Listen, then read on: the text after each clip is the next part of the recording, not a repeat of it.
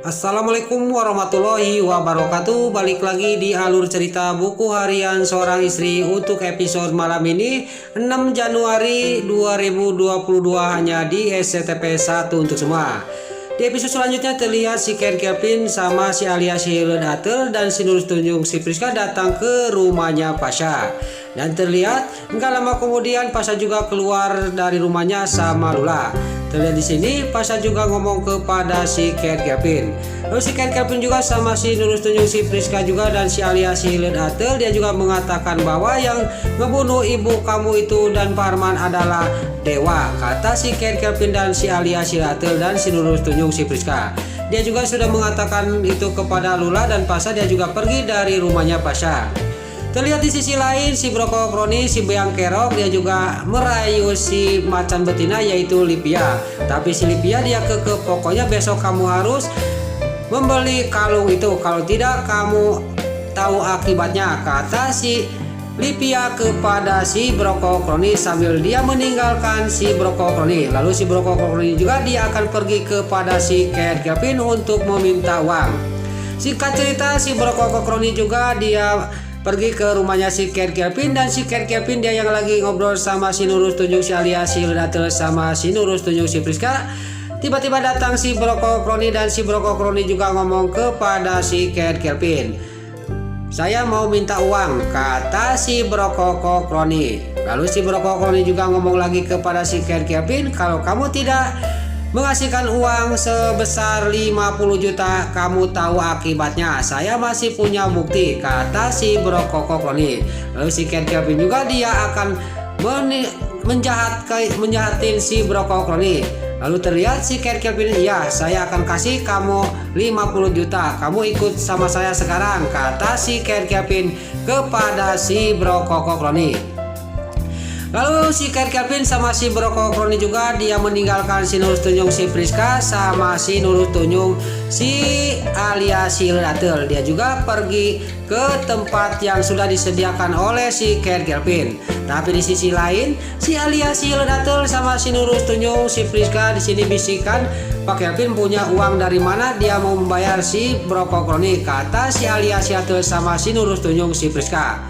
Lalu di sisi lain terlihat Dewa juga membawa Nana untuk dinner ke sebuah kafe yang sudah disiapkan oleh Dewa. Singkat cerita sampailah ke tempat yang sudah disediakan oleh Dewa dan Dewa juga dia ngomong kepada Nana menceritakan semuanya kejadian masalah kecelakaannya Pak Arman sama Bu Diana. Terlihat Nana juga sangat kaget bahwa Dewa sudah pergi ke tempat kejadian dan di sini dia juga sangat-sangat terkejut.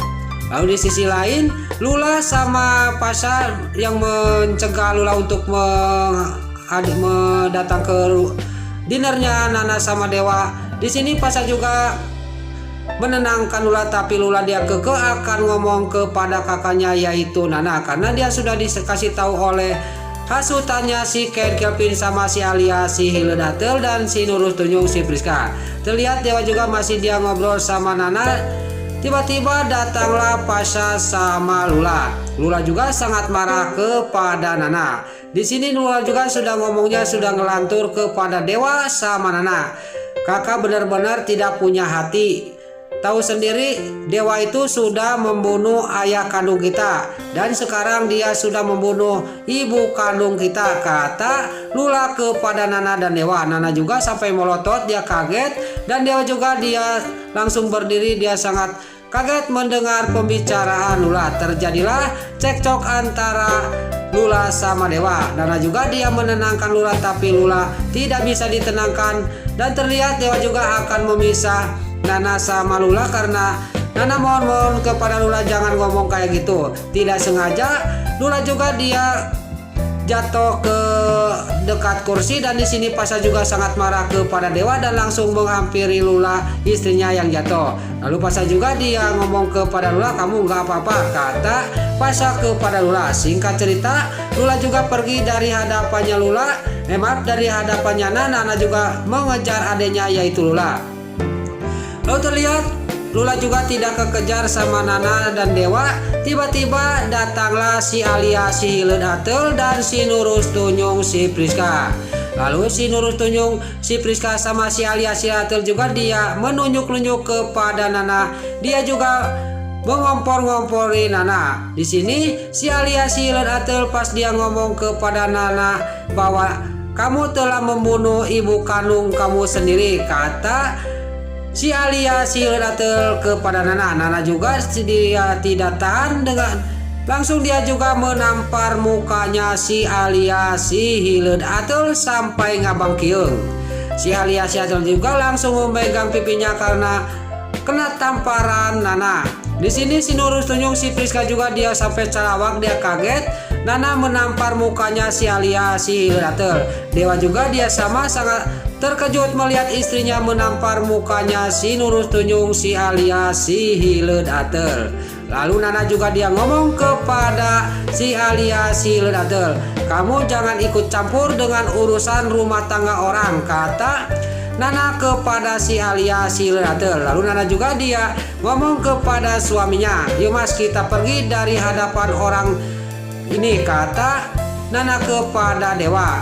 Pas Dewa sama Nana mau pergi dari hadapan si Alia si Ateul, dia melihat ada balok di bawahnya. Dia mau menimpuk membokong Nana dari belakang. Tiba-tiba Dewa melihatnya, langsung Dewa juga menarik Nana sedikit dan disinilah senjata makan tuan. Di sini si Alia si Hileud Ateul juga dia ke bawah tenaga sendiri dan balok itu juga kena dirinya dan terlihat di si Alia si Hileud Ateul juga langsung jatuh pingsan karena senjata makan tuan.